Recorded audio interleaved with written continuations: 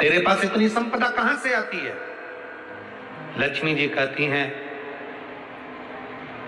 मेरी मां ने, मेरे पिता ने मुझे केवल एक ही बात सिखाई थी, किसी के आगे हाथ नहीं फैलाना है, शंकर की स्तुति करना है।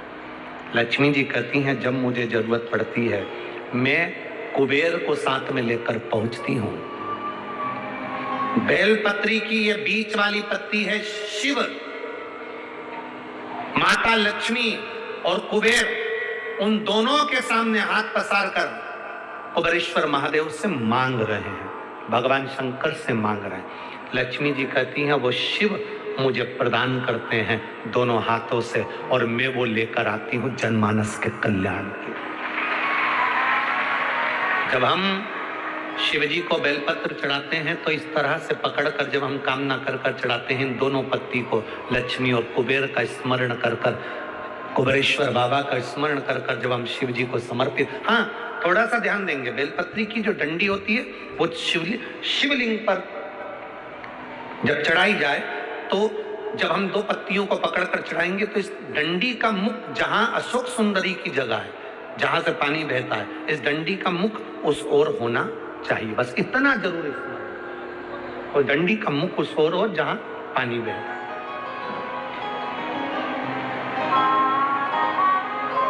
जिस जगह से जल बह रहा हुआ उस ओर।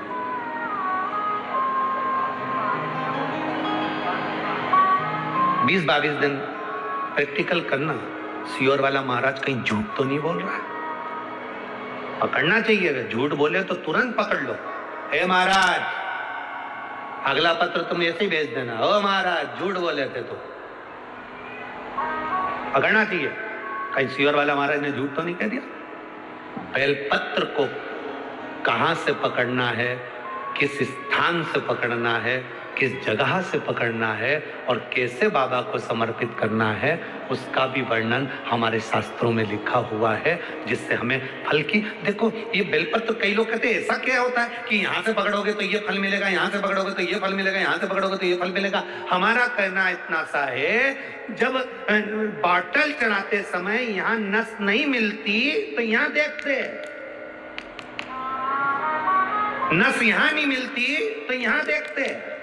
सुई बॉटल चढ़ रही है, नस ढूंढना है, यहां देखते हैं।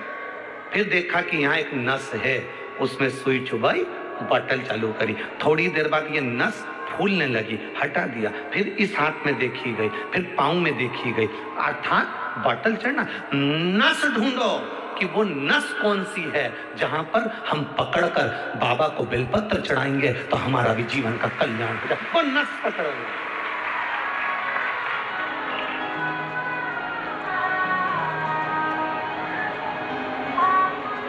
पहले के लोगों क्या भगवान की पूजन नहीं करते थे? करते थे। पहले के लोग क्या शंकर के मंदिर नहीं जाते थे? जाते थे। पहले के लोग क्या बेलपत्र नहीं चढ़ाते थे? पर उनको यह नहीं ज्ञात था कि जल चढ़ाने से क्या फल होता है, उनको नहीं ज्ञात था कि जल पीने से क्या फल मिलता है, बेलपत्र खाने से क्या फल मिलता है, शिव जी को बेलपत्र चढ़ाने का क्या फल मिलता है।